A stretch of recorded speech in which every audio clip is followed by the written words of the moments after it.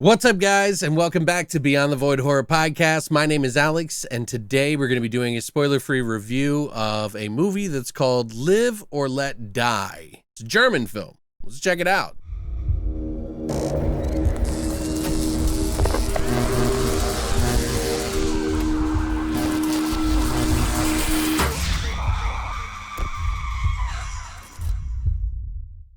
So Live or Let Die had a trailer come out recently, and I was kind of curious to see what new upcoming horror movies, which are very slim at the moment since we're at the beginning of a new year, and this one looked moderately interesting to me. It's a zombie film from Germany about a virus that goes wild, and two guys meet up in the middle of the apocalypse and become best friends and sort of have to survive off the apocalyptic land. They find a book off of someone's body that gives them a sort of coordinate, and that kind of leads them onto this journey. And that's pretty much it. Now, this is a movie that is directed, acted, written, visual effects, edited, everything pretty much by Manuel Urbanek, who has done other stuff in the past, including a short film of the same name that was about 33 minutes long that I have not seen. And I'm sure this is sort of the continued story of that into a feature film. By the way, this is his first feature film. He also stars in this movie as one of the characters. He also did a short called Stories of the Dead, Die Farm or Die Farm. I'm assuming that's the German word because it is German. And this was also written by Jan Bolschenschmidt, who also helped out with the original short and this movie. So what did I think of this movie? Well, this is a slower movie that is more on the drama end than it is the horror, but there is a lot of gore and violence in the movie. I wouldn't say it's the most violent or gory movie I've ever seen or anything, but they do not slack on that, and they do give us some of the goods here. There's a couple moments in the film that I did enjoy. Overall, this movie is a little slow, I think, for most people, and it doesn't do as much original content as I really feel like you need to do in sort of today's world of zombies. We are oversaturated, of course, with these, but, you know, as a horror fan, and you can tell that these people are horror fans, because in one of the moments in the film, they enter this old abandoned warehouse, and what do you find? A Jason mask. So, of course, that's a little nod to say, hey, you know, we're fans too. And, you know, it's always fun finding those little Easter eggs in there. I'm sure there may be more, but overall, I think that this movie is probably well shot. There is some great cinematography here, which of course Manuel did himself. And I congratulate him on that because, man, there are some really beautiful shots here.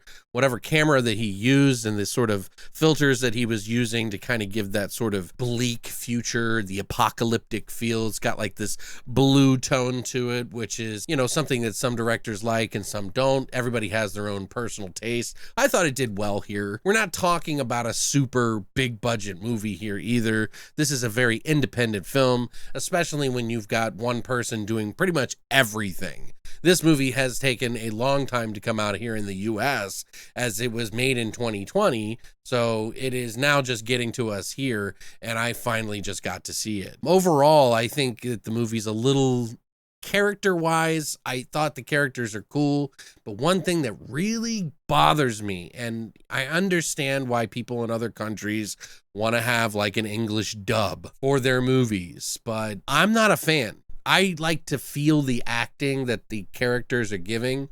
And what you do when you put two different people on a performance stage, the sound and the actual people who are acting, you're doing two different performances that don't always line up with each other. And so there's some moments in the film where some of the actors had some terrible voices. I'm sorry to say, it was bad. The two main stars in the film, they're fine. Everything was fine with that. Even the sort of villain character that you meet in the film is also good. You know, this is a movie that is, you know, mostly about humans being just pieces of shit and treating each other like shit, while two guys make bonds like brothers to fight in the apocalypse, to live for this one book, this coordinate. And I think that's a really good idea, but it really didn't feel as original, although the ending kind of feels good. It's got like a good ending for an independent film especially, but this isn't a movie that I would necessarily watch again on an entertainment level. It's very low.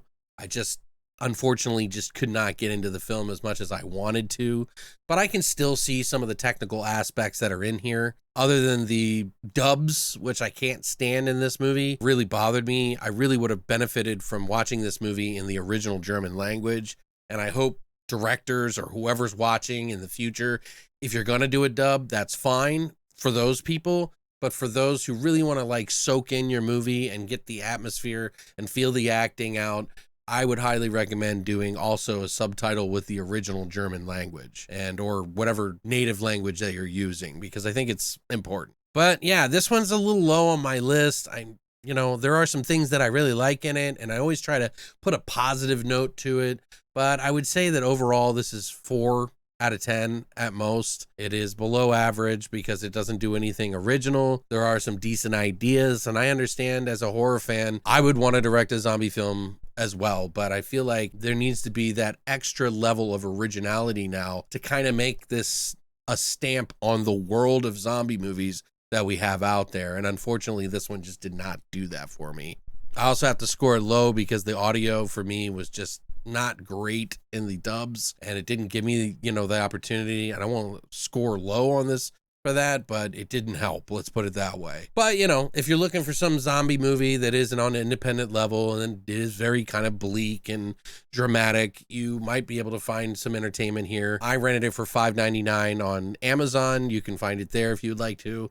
But yeah, overall, this is just not the movie for me.